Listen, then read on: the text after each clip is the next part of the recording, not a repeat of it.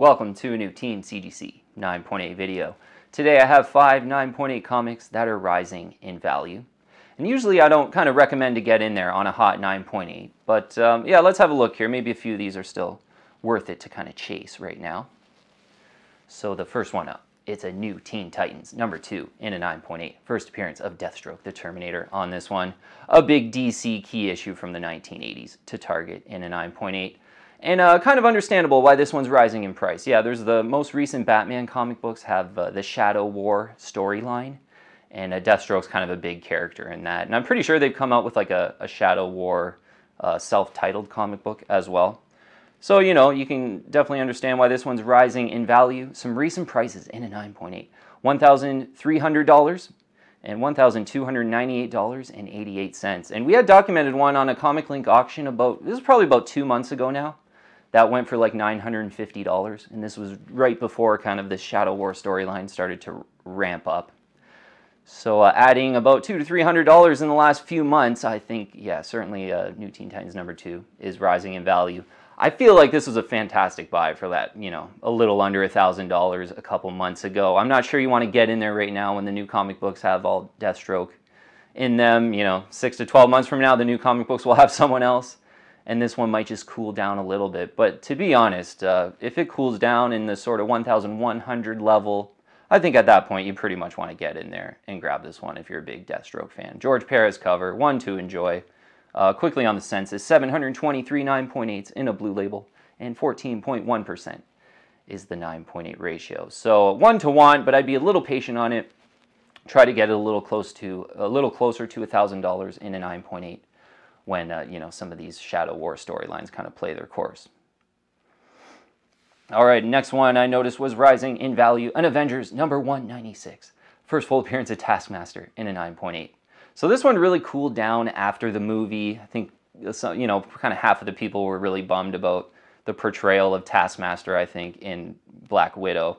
So this one just really cooled down after that movie. I remember seeing some sell $1,000. I think one went, you know, just under $1,000. And that made me think, wow, this is absolutely one now you want to buy on the pullback. Because leading into that Black Widow movie, this one was like $2,000. And I'm pretty sure a few went for kind of $2,200, $2,300 for like a month there.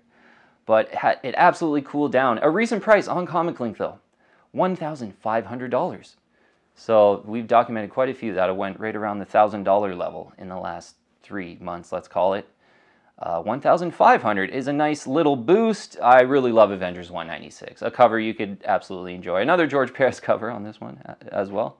And a great collector item in a 9.8. 231 9.8s, a 1 of 231 with this great cover. A pretty tough kind of a plain, you know, green background cover, so it kind of shows all the spine ticks, I think. And a 7%, the 9.8 ratio. So of all graded copies in the blue label, the universal label, sent to CGC, only 7% of them are 9.8s. Single digiter, you love that as well. So this is actually one, you know, 1,500.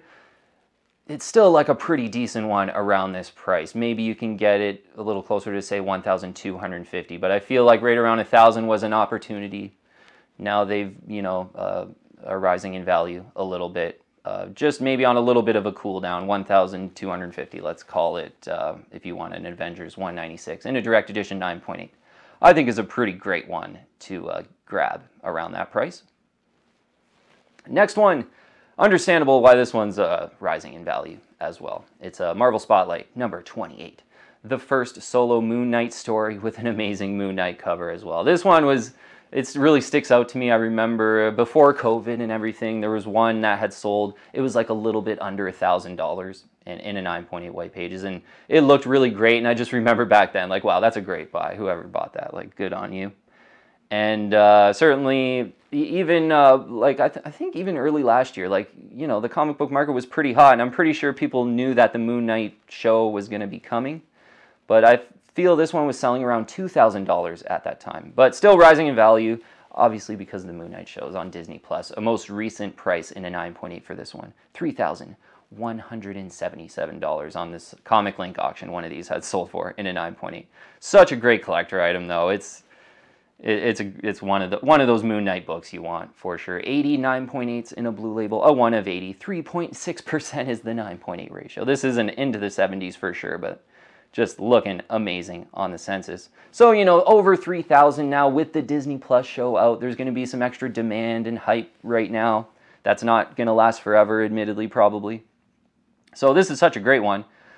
But I have a feeling it'll probably get a little closer to 2,500. Give it 6 to 12 months after this Moon Knight show. You'll be able to get a better deal. So Marvel Spotlight, you know, maybe you find one in a back bin that's still priced like before the movies or something like that. But in the 9.8, going to be tough to get a deal right now with the show on Disney Plus. Absolutely one to want though. But hopefully you wait 6 to 12 months and get a better price on a Marvel Spotlight 28 in a 9.8. All right, next one is rising in value for sure. I talked about this one pretty recently. It's Something is Killing the Children, #1, in the first print, 9.8. I mentioned on the last video, like a couple I kind of went in the 700 to 800 range. And I thought, you know, pretty great one. There seems to be quite a lot on the census though. Like I'm not sure if this one's going to get back up to $1,000 that quick. Well, I was absolutely wrong about that. On Comic Link, one selling for $1,020.